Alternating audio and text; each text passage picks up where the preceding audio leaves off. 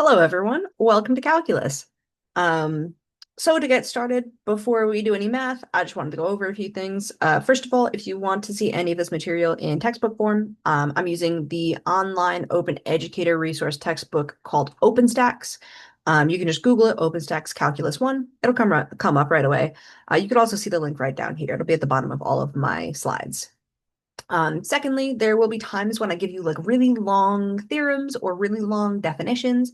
I'll highlight the important parts that I want you to know. So that's really only the part that you have to write down. I don't expect you to know or write down the massive theorem that has a bunch of different parts to it. That's just a lot and kind of crazy.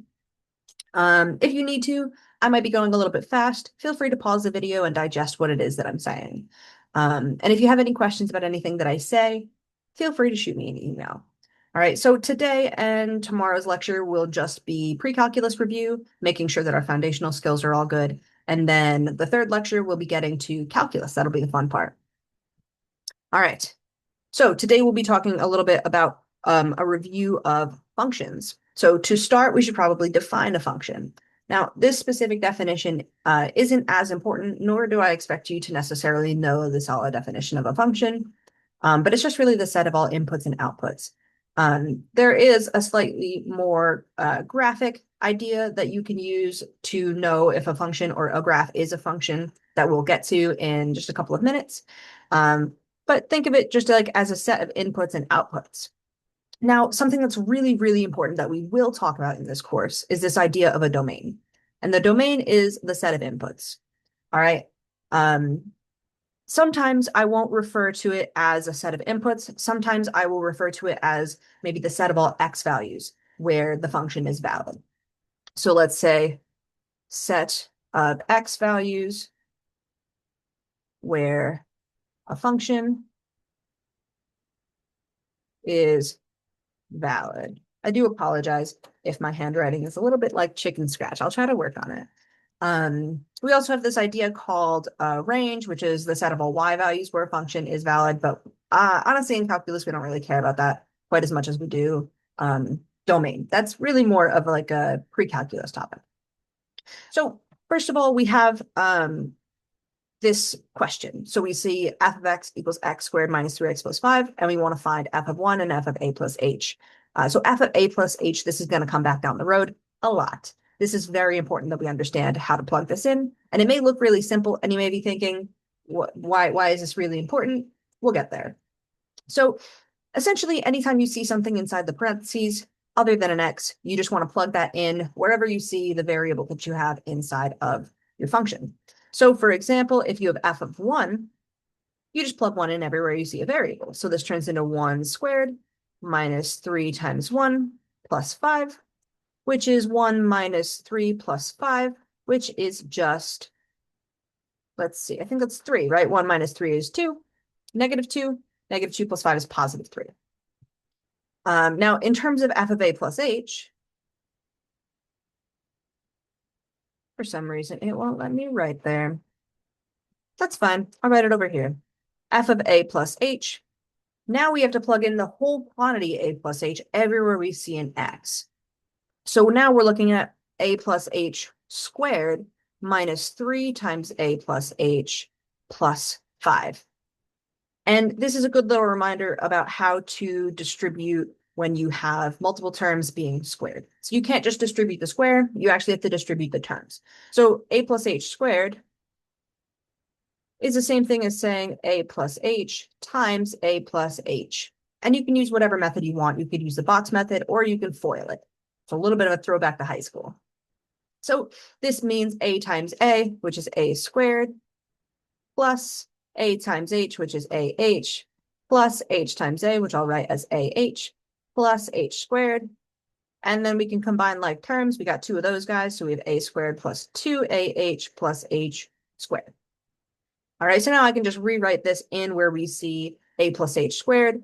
So this is a squared plus 2ah plus h squared. And then we can go ahead and just kind of rewrite the rest of the stuff. So I can distribute this negative 3 times a plus h, which gives me negative 3a minus 3h plus 5.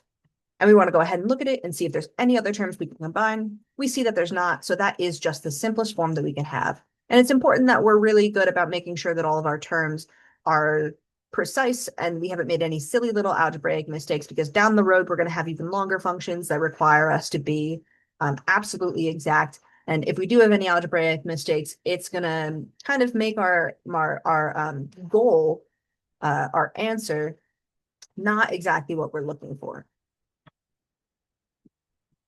All right, so what we want to do here is actually, I just want to find the domain. Like I said, we don't really care about range a whole lot. So let's just find the domain. So again, we're going to think about domain as the set of x values that a function is valid in. So if I plug in an x value, does it work? Does every x value that I plug in work, or do only some of them work? So when I look at a, for example, I see that this function is an x squared function. So if I think about plugging in any negative x value, I could plug in negative infinity if I wanted to. You square it, that becomes positive. You add something that's still a positive number. So we have a positive number. You plug in 0, we get a number. You plug in any positive number, we get a number. So as you see, there's no issue with this function. There's no number that I can plug in that I don't get a number back. And so what I'll say is the domain of this function is, we can put it as negative infinity to positive infinity, or sometimes what we'll write is all real numbers, where it's kind of this R with 2 lines that just indicates all real numbers. Now, B and C, that's where things do change. That's where we don't have this all real numbers domain. And so this is where we have to know the qualities of this specific function that we're looking at. So for example, in B, we have a square root function. And you see this -1. So if you remember some transformations, which we will talk about in, I'm not sure if it's this lecture or the next one. I believe it's the next one. Subtracting 1 from a function just changes what it looks like vertically. So this is just shifting it down. So that will impact the range, but we're not going to talk about range right now. So what impacts domain is the square root. And what we know about square root is that we can never have a negative under the square root. We can have 0 and we can have positive values. So I know this thing under the square root, so this is B, this 3x plus 2 has to be greater than or equal to 0, because I cannot have a negative value. That is an invalid answer. Actually, it gives you an imaginary number, but we don't really deal with imaginary numbers in calculus. All right, so we can just solve. We can subtract 2. We get 3x is greater than or equal to -2. And then we can divide by 3. We get that x is greater than or equal to -2/3. We will get to interval notation. But if you remember anything about interval notation, we could write this as -2/3 to infinity, where we put a bracket around the 2/3 because we can be equal to it, and a parenthesis around infinity because we can never be equal to infinity. Like I said, I will have a slide up about interval notation. All right. Now for C, we have a fraction. So we see in our numerator 3. 3 is valid anywhere. You can't plug anything in, but it's just a valid number. The issue comes in our denominator. And what we know is that we can never divide by 0. All right, that's illegal in the world of mathematics. So anytime you see a denominator, what you want is you want to say, I know whatever the denominator is, here it's x minus 2. This cannot be 0. It just can't be. So our domain in this case is anything that doesn't give us 0 in our denominator. So we solve. So x cannot be +2. And so our domain is essentially everything where x is not 2. And again, if you remember anything about interval notation, we can also write that as from -infinity to 2, but not including it. So not including it means we use a parenthesis. And then we union, so that's a u like that. We go from 2, again, not including, to infinity. And so what this tells us right here is that we are just excluding the number 2. All right, so this is now interval notation. So we have this idea of set builder notation. I will not be using set builder notation. I know a lot of professors really don't like using it these days. Let me move my little, there we go. But interval notation is something that's used quite a bit, and it is really important. So this guy is numbers between A and B, but not including. So the really important idea is if you see not including, we use parentheses. If you see including, we use a square bracket. So you can have one that has like one side is including, one side isn't, and you can get something like all real numbers between A and B, including A. So you include A with a square bracket, but you exclude B with a parenthesis. All right, so this is the idea behind interval notation. Infinity isn't a number. That's actually a big debate in the math community. That's something that we will get to, and I'll probably tell you the story behind it at some point. But infinity isn't a number. Because it's not a number, we can't include it. We can't include it as like a solid quantity. So we always put parentheses around infinity. All right. This is what I was talking about earlier. Kind of how to tell if a graph is a function without needing to know the formal definition of it. And that's the vertical line test. So what the vertical line test is given a function, every vertical line that may be drawn intersects the graph no more than once. All right, so that's really the key. If it intersects only one time in every single vertical line that you may draw, then it's a function. If any vertical line intersects more than once, it is not a function. And we have two examples here.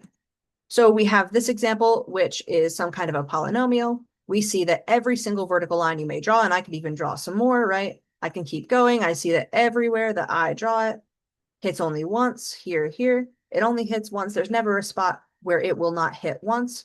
So therefore, this is a function.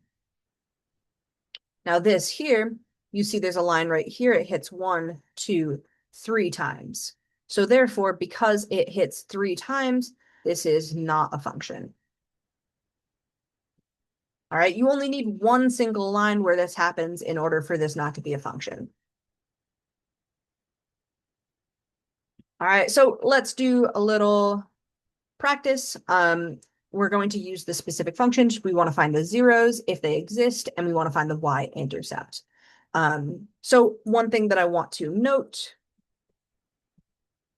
is the y-intercept is when x equals 0. So you can find f of 0. And the x-intercept is when y equals 0. So you set f of x equal to 0 and you solve. So let's go ahead and use those ideas to solve this. The easiest one is always going to be your y-intercept, and I am a big advocate of doing the easiest one first. It's a common thing that mathematicians love to be lazy. We love to do the easiest thing always. So let's go ahead and start with that. So let's find the y-intercept. So we start with f of 0, and that just means plugging in 0 anywhere you see an x. So we have the square root of 0 plus 3 plus 1, which is a square root of 3 plus 1. Since there are no calculators allowed in this class, square root of 3 is an irrational number, so we're just going to leave it like that. Now, in terms of the x-intercepts, these are a little bit more difficult. So we will take the function, which is the square root of x plus 3 plus 1, and we'll set that equal to 0, and we'll try to solve that. So first of all, we need to get the x by itself. We have this pesky 1 that's kind of attached to it, though, so we'll need to move that over first. So we'll say the square root of x plus 3 equals -1. But if there's one thing that you know about a square root function, it's that it can never, ever be negative. So if we actually think about this logically, right, some people may be inclined to square this and try to go from there. But if we think about this logically, if we plug in any value for x, and then we take the square root of it, there's never a time that we're ever going to get -1. We'll never get a negative value when we square root a function. And because of that, we actually see here that there are no x-intercepts. This is just an invalid statement. There is never a time when a square root can be negative. And so there's no x-intercepts, and our y-intercept is the square root of 3 plus 1. All right, we do like to talk about increasing and decreasing when it comes to functions. Now, the formal definition, of course, isn't very important. So you don't necessarily have to write down any of this. I'm just gonna maybe give you a little drawing and indicate exactly what I mean. So if we have a function, I will give you, how about this? A function like this, we want to talk about increasing and decreasing. And so what this notation means essentially is when it says x1 and x2, they're saying read the function from left to right. So we read a graph like we read a book, left to right. And so if we're looking to find where a function is increasing or decreasing, we essentially just want to look from max to min. And so here we see this is a maximum, this is a minimum, and that's how we know what's happening. So maybe we call this -4 and this is 3. And here's our function. And so what we know is if this function goes on forever this way, and we're reading from left to right, we are increasing up until this point. And so I can say increasing from -infinity to -4. And then from here down to here, we see the function is decreasing since we're going from left to right. So we go -4 to 3. And I put parentheses because at -4 and at 3, we are neither increasing nor decreasing. We are just existing. And then from 3 on, we will put a little u, and I didn't give myself enough room. Normally I'd write it here, but we are increasing forever. So increasing from 3 to infinity. So the idea of increasing and decreasing is just read it from left to right and use your knowledge of increasing and decreasing in the real world.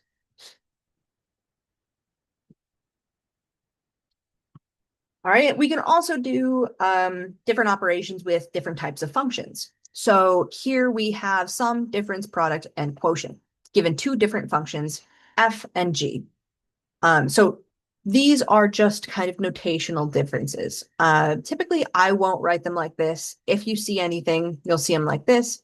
The only time that you'll see this is really going to be in definitions, to be completely honest. Once you get to real questions, you're not going to see anything like that. But essentially, you can see something like f plus g of x, and what that means is f of x plus g of x. It's the same thing as just distributing your x, except that your f and g are a function of x, so it's slightly different. Same as f minus g of x is f of x minus g of x, f times g is f times g, and so on. And so given any two functions, you can combine them like so. So here we have an example. Given the functions f of x equals 2x minus 3, g of x equals x squared minus 1, find each of the following functions and state its domain.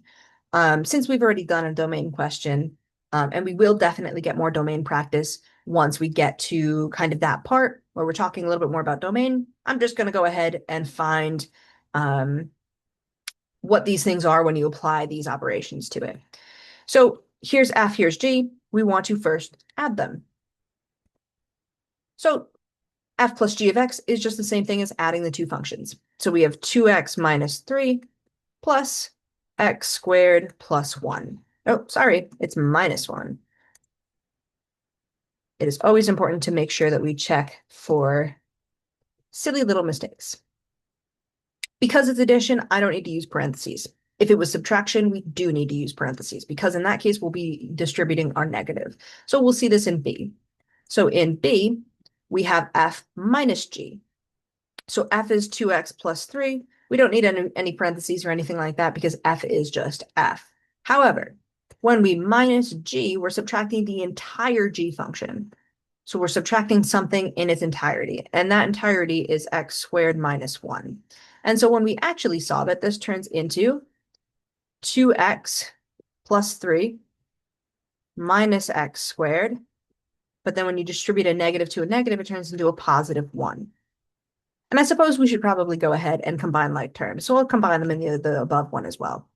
So 2x, there's nothing in common. I'll write them in decreasing exponential order as well. So we'll have minus x squared plus 2x. And then plus 3 plus 1 is plus 4. I'll do the same thing up here. So plus, so we've got x squared plus 2x. Negative 3 minus 1 is minus 4. Once it gets to the part where we're doing like derivatives, which is kind of the idea of what calculus is, it gets really complicated, and I'm not going to ask you to simplify. So sometimes we'll need to combine like terms. When we're talking about the definition of a derivative, we will need to combine like terms.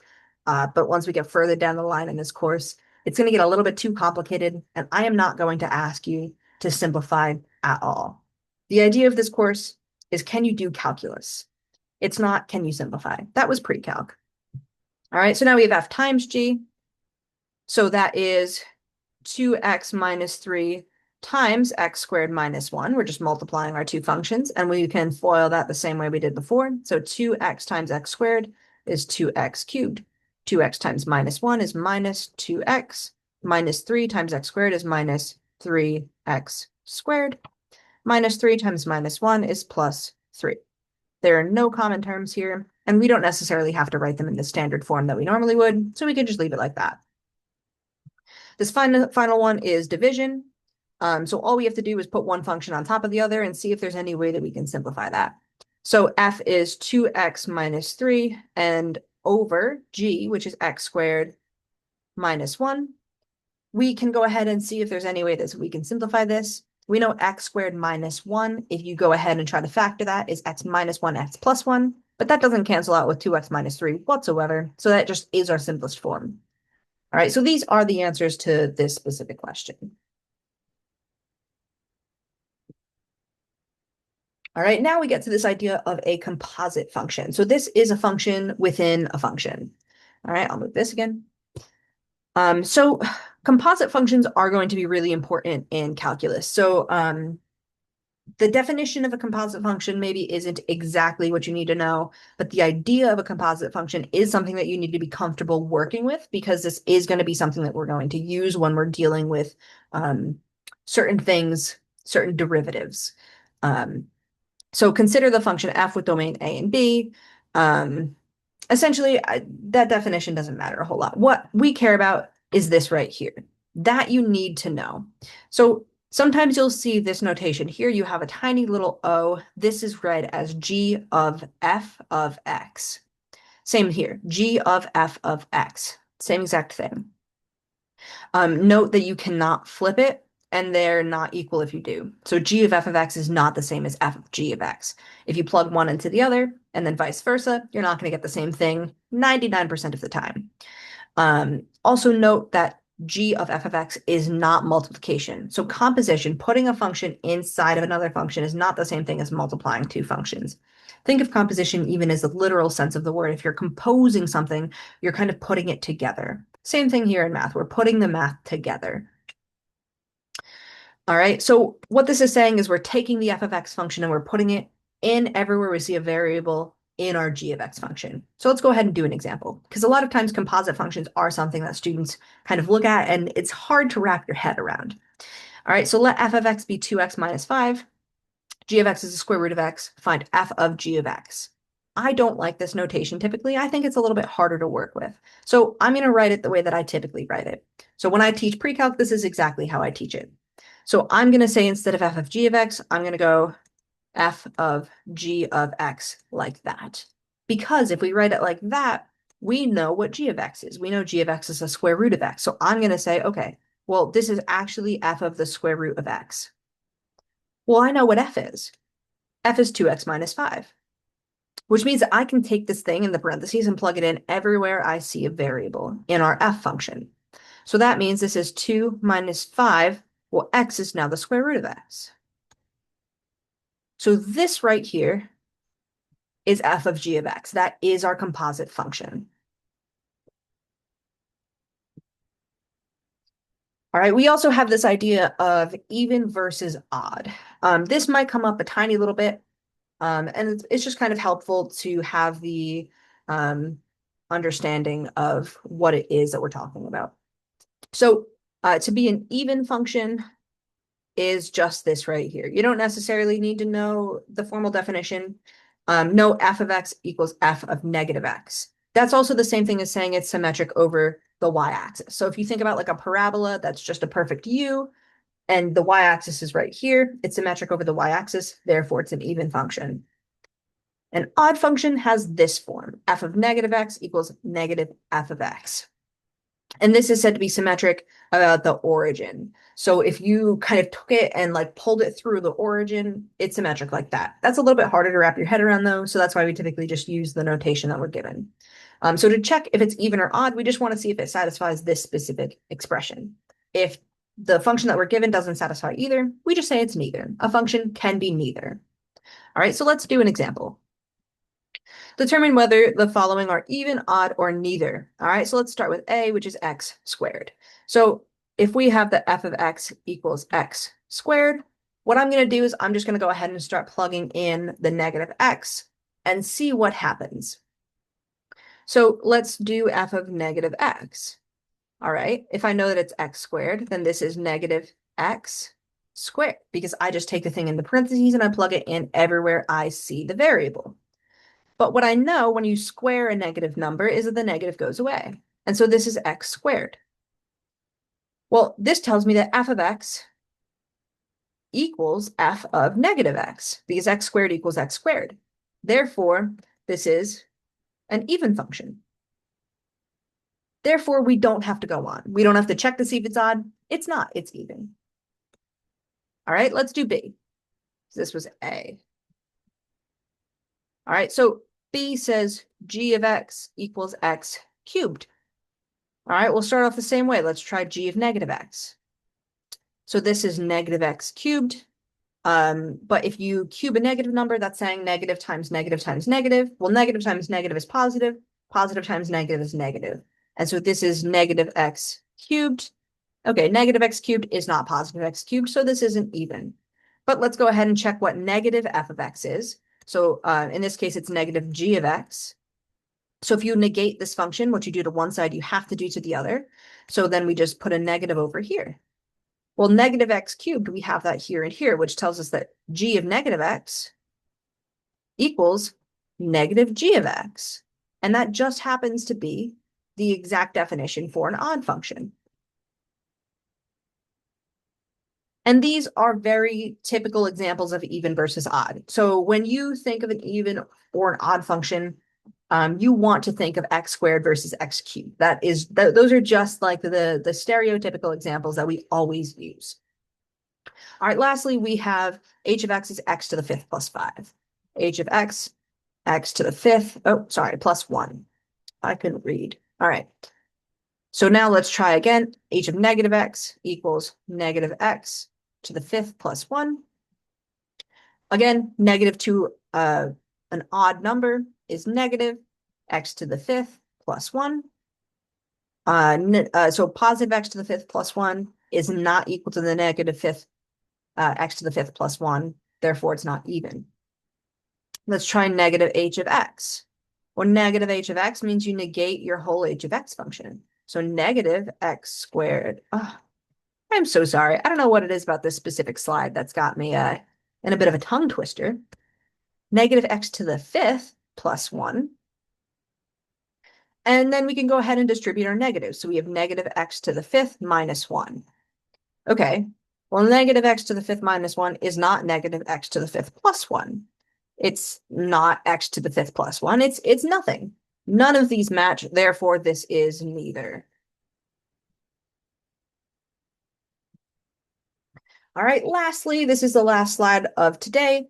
We have this idea of an absolute value function. This is something that we will talk about a little bit in calculus. And so essentially, an absolute value function has this as the formal definition. This is what it means to be an absolute value function.